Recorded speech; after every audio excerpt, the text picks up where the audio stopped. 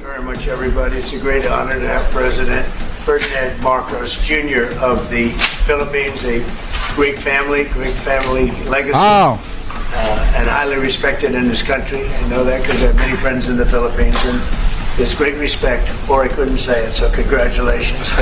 We're going to be talking about trade. We're going to be talking about war and peace. They're a very important nation militarily. And we've had some great drills lately. We're back with them. I think I can say that the last administration was not getting along with them too well.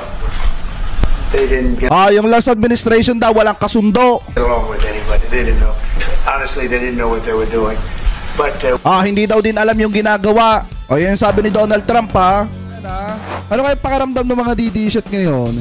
Siguro para sinisindihan yung ano ng mga yan. Sabihin ba naman ni President Donald Trump na hindi ginagawa ng Duterte administration, hindi alam ng Duterte administration yung ginagawa nila. Sakit nun mga kababayan. Lalo na at umaasa itong mga DD-shit na si PBBM ay hindi po i-entertain or hindi kakausapin ni President Donald Trump. Tapos umaasa pa yung mga DD-shit na hindi kikilalanin ng US ang Pilipinas. Ano ngayon ang nangyari sa mga fake news na ipinapakalat ni Harry Roque?